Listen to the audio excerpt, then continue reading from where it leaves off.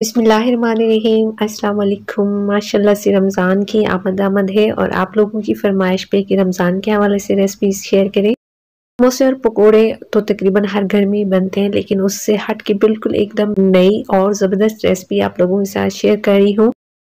Recipe को पूरा देखिएगा, टिप्स और ट्रिक के साथ शेयर करूँगी और आज मैंने कौन सी ऐसी मिस्टेक की है वो भी आप लोगों के साथ शेयर करूँगी।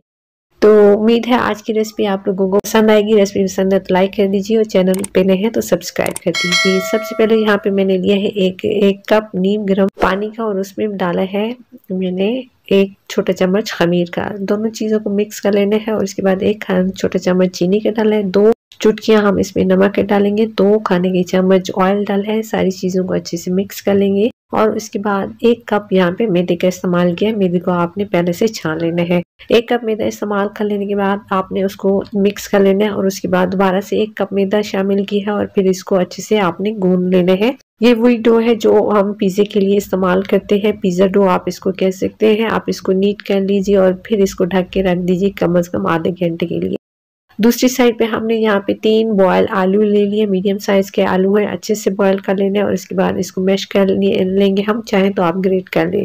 अच्छा जी, बहुत ही बजट फ्रेंडली रेसिपी है। मैंने इसको जो है आप चाहें तो चिकन के साथ बना सकते हैं, लेकिन मेरे से रिक्वेस्ट की थी कि बजट फ्रेंडली भी हो और मज़े की भी रेसिपी हो, तो मैं आप लोगों को गारंटी से किससे कह सकती हूँ कि इतनी बजट फ्रेंडली और मज़ेदार सी रेसिपी आपने पहले की नहीं ट्राई की होगी। एक पैन में मैंने यहाँ पे 3 खाने के चम्मच देसी घी या फिर मक्खन के लिए है और 1 खाने के चम्मच इसमें हमने मैदा डाल के अच्छे से भून लेना है। जैसे ही मैदे की अच्छी सी प्यारी सी खुशबू आना शुरू हो जाएगी तो फिर हम इसमें शामिल करेंगे आधा कप दूध का। फ्लेम आपने ऑफ कर देनी है और इसको अच्छे से मिक्स कर लेना है ताकि हमारे पास अच्छी क्रीमी सी सॉस आ जाए। उसके बाद जो आलू हमने मैश करके रखे थे वो आपने इसमें शामिल कर देने हैं और उसके बाद हम इसमें शामिल करेंगे कुछ स्पाइसेस और स्पाइसेस भी शामिल करेंगे। आधा छोटा चम्मच नमक का और आधा छोटा चम्मच इसमें डालेंगे लहसुन पाउडर, आधा छोटा चम्मच कुटी हुई मिर्चों का और आधा छोटा चम्मच अदरक का पाउडर। इसको अच्छे से मिक्स कर लें और साइड पर रख लें। तो अच्छा, जो मैंने यहाँ पे मिस्टेक किया ना, वो मैंने पानी जो है वो डो के अंदर एकदम डाल दिया था और डो जो है वो मुझसे काफ़ी सॉफ्ट हो गई थी। तो उसके बाद मैंने कुछ मज़ीद जो मैदा है शामिल करके इसको कवर कर लिया था। तो अक्सर ऐसा हो जाता है जब हम काम कर रहे होते हैं तो ज़्यादा टेंशन की ज़रूरत नहीं होती, आप उसको मज़ीद मैदा डाल के कवर कर सकते हैं। अब आपने पेड़ों को जो है वो हाथ की मदद से थोड़ा सा चपटा कर लेना है और फिर एक साइड से पकड़ के राउंड करते हुए आपने इसको ऊपर से बंद कर लेना है ताकि जो हमने फिलिंग किया है वो बाहर ना आने पाए।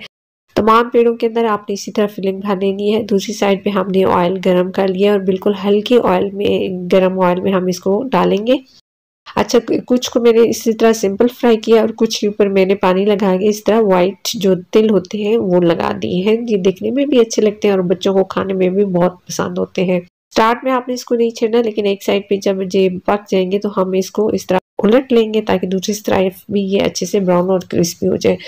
बहुत ही मज़े का और क्रीमी और यमी सा टेस्ट इनका बनता है। आप इसको एक दफ़ा ज़रूर ट्राई कीजिए। घर में बच्चों बड़ों सभी को पसंद आने वाले हैं। आप इसको अफ्तार में बना सकते हैं, तो आप इसको ज़रूर ट्राई कीजिएगा। मुझे अपना फीडबैक दीजिएगा। उम्मीद करती हूँ आज की रेसिपी आप लोगों को पसंद आई होगी।